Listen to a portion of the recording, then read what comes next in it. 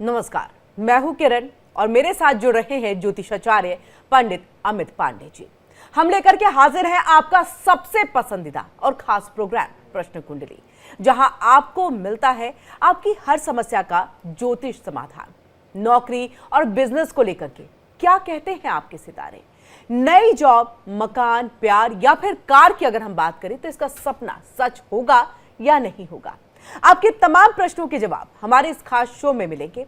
आपकी हर समस्या का ज्योतिष समाधान बताएंगे पंडित अमित पांडे जी, जो देश के जाने माने ज्योतिषाचार्य हैं। तो चलिए शुरू करते हैं प्रश्न कुंडली, और उससे पहले पंडित जी का, आचार्य जी का सबसे पहले स्वागत कर लेते हैं। आपका बहुत बहुत स्वागत है पंडित अमित पांडे जी। और हम जिस तरह से 17 मार्च 2025 आज जो सोमवार का वक्त है इसकी बात कर रहे हैं, तो सबसे पहले पंचांग से शुरुआत करना चाहेंगे।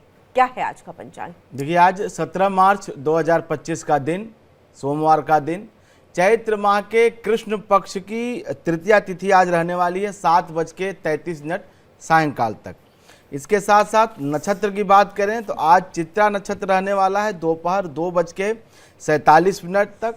योग ध्रुव रहेगा और भी 3:45 दोपहर की बेला तक, मध्यकाल के बाद तक। कर्ण आज विष्टि रहेगी और यह 7:33 तक विष्टि कर्ण रहेगी, जिसे भद्रा भी कहा जाता है। इसके साथ साथ आज जो शुभ मुहूर्त की शुरुआत हो रही है, अभिजीत शुभ मुहूर्त जो है वो 12:03 से लेकर के 12:54 तक, यह कुल 12:05 से लेकर के 12:54 तक यह आज अभिजीत मुहूर्त रहने वाला है। और यह अभिजीत मुहूर्त बहुत शुभ कार्यों के लिए सिद्ध माना जाता है। कोई भी नया कार्य अगर आज के दिन आप करना चाहते हैं, आज आपको कोई नई डील इत्यादि करनी है, तो यह समय आपके लिए बहुत अच्छा है। अभिजीत मुहूर्त बहुत शुभ माना जाता है। 12:05 से लेकर 12:54 तक आज का यह समय है। चौघड़िया कारोबारियों के लिए होती है, व्यापारियों के लिए होती है। कोई नया जब रुपए पैसे का आर्थिक कार्य करना हो तो उसके लिए चौघड़िया देखनी चाहिए। और वह शुभ चौघड़िया आज है प्रातः काल की बेला 9:29 से लेकर के 10:59 तक। यह आज शुभ चौघड़िया रहने वाली है। आज का जो निषेध काल है वो प्रातः काल की ही बेला में है, चूँकि सोमवार का दिन है। ये जो राहु काल है 7:59 प्रातः काल से लेकर 9:29 तक, ये सुबह सुबह का जो समय है यह राहु काल का समय है। इसमें यात्रा आदि निषेध माना जाता है। कोई भी नए कार्य की शुरुआत भी इस समय कालखंड में नहीं करनी चाहिए। आज चूँकि सोमवार है तो पूर्व दिशा का दिशाशूल है, पूर्व दिशा की यात्रा नहीं करनी चाहिए। अगर आपको अनिवार्य रूप से करनी पड़ रही है तो 14 कदम उत्तर दिशा की तरफ चलें, उसके बाद आप राइट टर्न ले करके पूर्व दिशा की यात्रा प्रारंभ कर सकते हैं। आज चंद्रमा तुला राशि में गोचर कर रहे हैं। अब सूर्यदेव मीन राशि में संक्रमण कर रहे हैं। जी, तो ये आज का पंचांग है। और इसी के साथ अगर हम बात यहाँ पर शुभ मंत्र की करें, क्योंकि देखिए मंत्रों के साथ जैसे ही हम दिन की शुरुआत करते हैं वैसे ही दिन हमारा जो है वो बहुत अच्छा हो जाता है। तो आज पंडित जी, आचार्य जी, आप क्या बताना चाहेंगे? यहाँ पर कौन सा मंत्र है जिसका उच्चारण आज के दिन जो है वो करना चाहिए?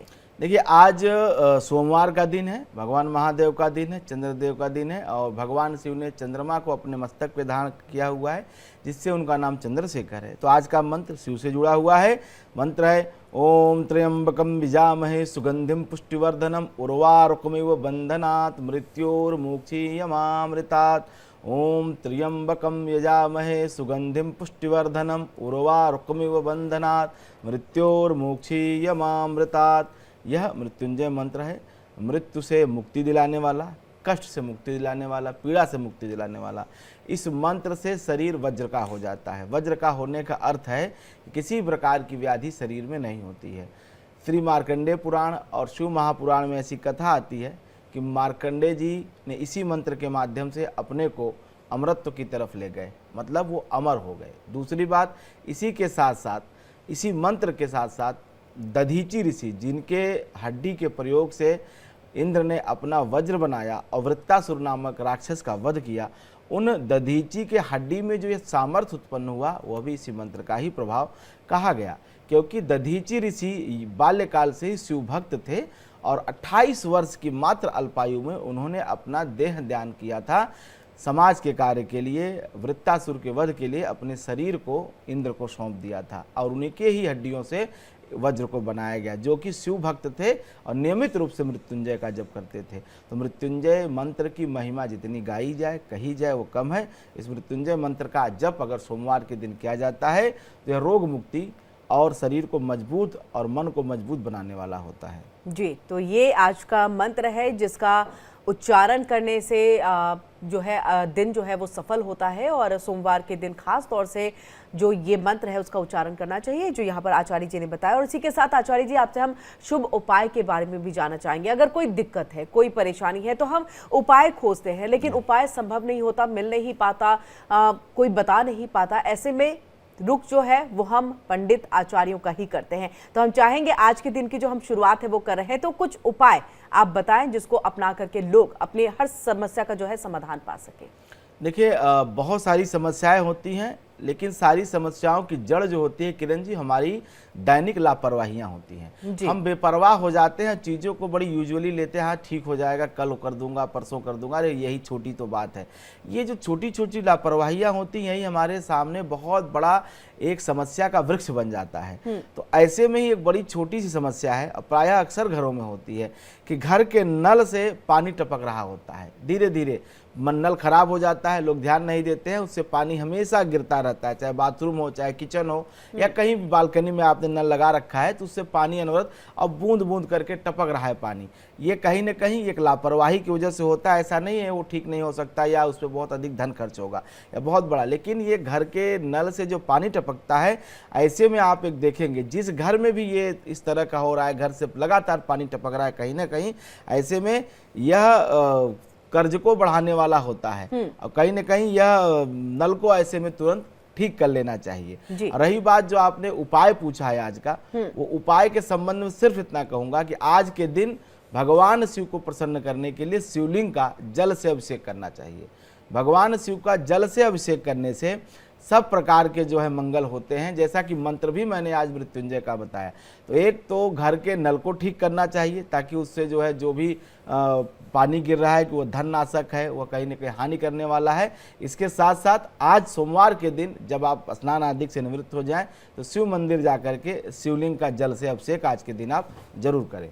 जी, तो आज जलाभिषेक जो है वो ज़रूर करें और इससे जो दिन आपका है वो अच्छा होगा। मंत्रोच्चारण के साथ जब आप जलाभिषेक करते हैं तो पूरे दिन आप बहुत ही अपने आप को एनर्जेटिक महसूस करते हैं। कोई समस्या अगर होती है उसका समाधान जो है वो तुरंत प्रभाव से मिल जाता है। इसी के साथ हम वास्तु टिप्स की बात करें। देखिए, आपने आचार्य जी जो यहाँ पर बताया कि घर में जैसे अगर कोई नल है, पानी टपक रहा हो तो उससे भी दिक्कत आती है। किस तरह की दिक्कत होती है, समाधान क्या होना चाहिए और किस तरह का ये वास्तु टिप्स जो है वो आप देना चाहेंगे?